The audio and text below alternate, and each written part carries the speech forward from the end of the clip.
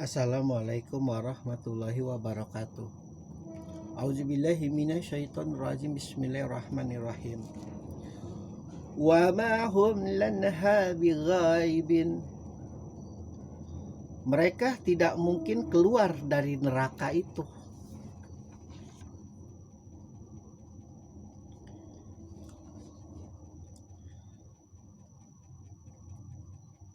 Berhari-hari kita menerangkan tentang bagaimana bentuk neraka jahim, kayak sejak dari awal. Adalah tempat para pendurhakanya Allah, yang sekali lagi masih bisa ada kesempatan walaupun hanya sebutir debu mendapat syafaat Rasulullah bagi mereka yang mengakuinya sebagai nabi. Lain halnya dengan neraka jahanam. Neraka jahanam adalah tempat-tempat orang terkutuk. Itu sesuci apapun Muhammad tidak akan pernah bisa memberikan syafaat ke situ.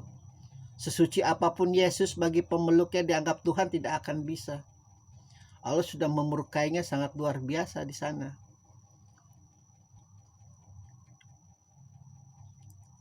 Karena hanya hal sepele, mempercayai bahwa ada kekuatan di atas seluruh jagat raya ini selain kekuatan Allah. Mereka tidak mungkin keluar dari neraka itu. Jadi neraka itu adalah seolah-olah sebagai penjara. Penjara yang sangat luas, yang sangat tidak terbatas, tempat berkumpulnya para pendurhaka Allah.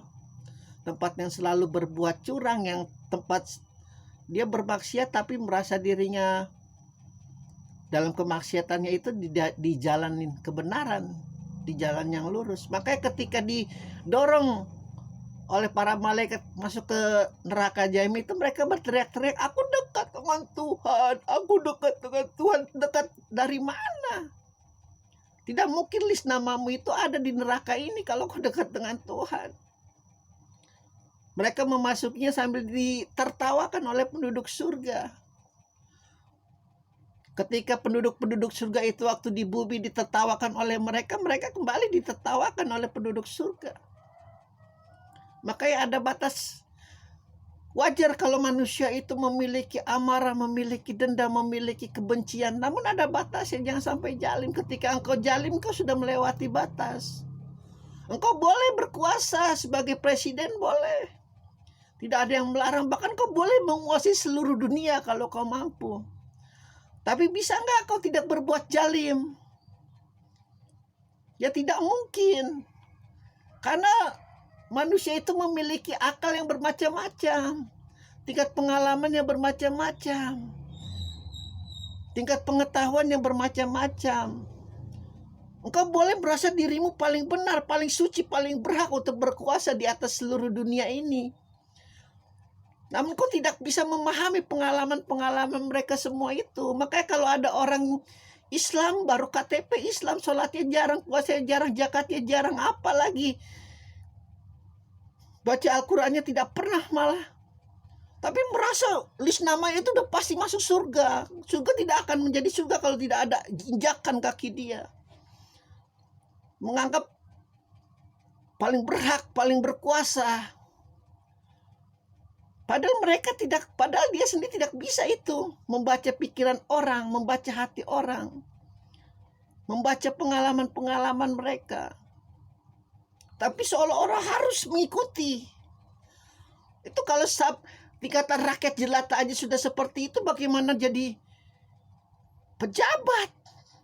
Tingkatan lurah, tingkatan bupati, tingkatan camat, tingkatan bupati, tingkatan gubernur, tingkatan presiden.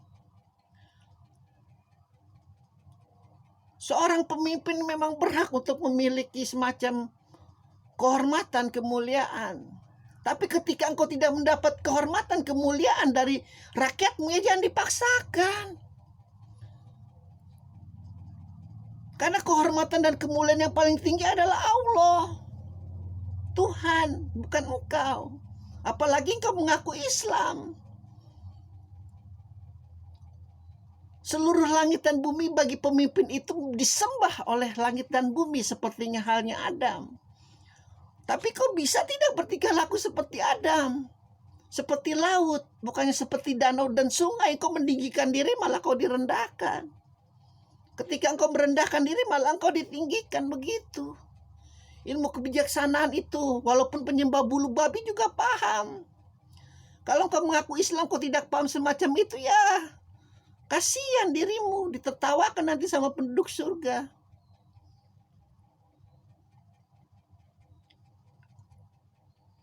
Tidak bisa itu. Mau, ya jangankan di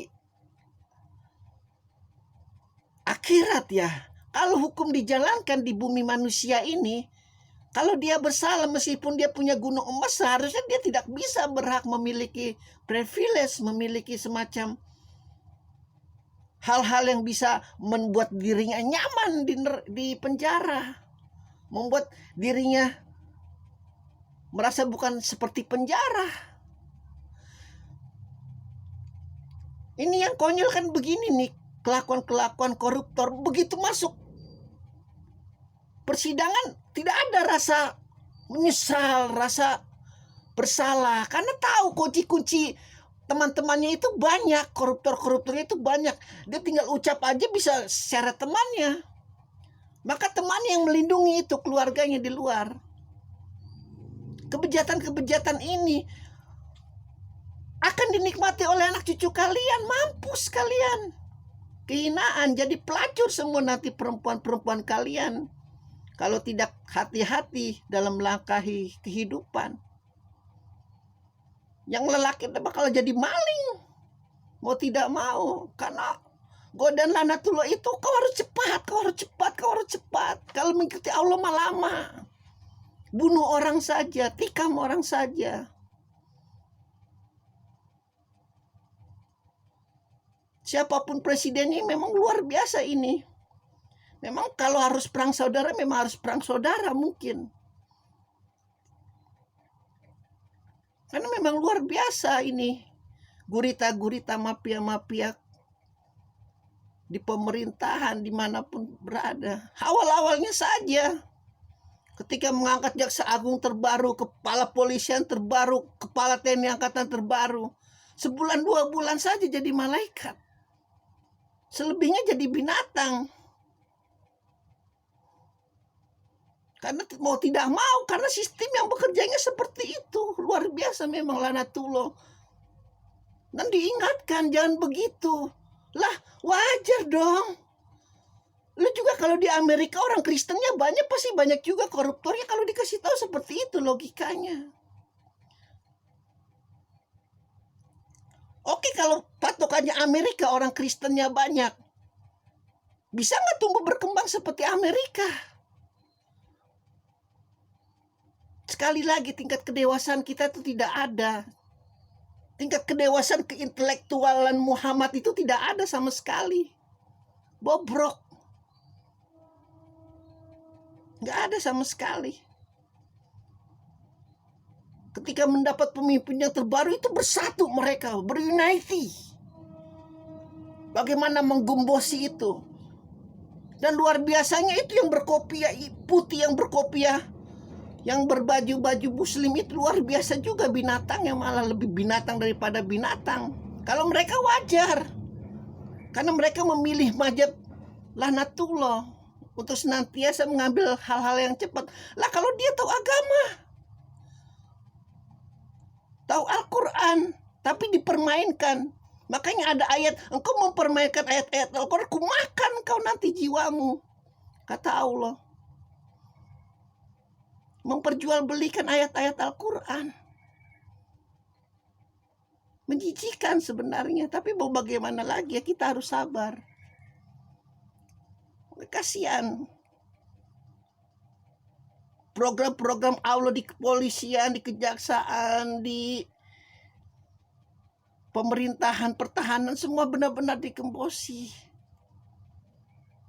Hanya awal-awalnya saja. Engkau tidak bertobat, engkau masih melakukan hal itu, aku akan janjikan engkau masuk neraka jahanam sambil ditertawakan oleh penduduk-penduduk surga. Dan mereka tidak akan mungkin keluar dari neraka itu. janji Allah ya, kalau Tuhan sudah berjanji, kalau Tuhan pembohong apalagi umatnya, begitu sajalah. Alhamdulillahirabbil alamin.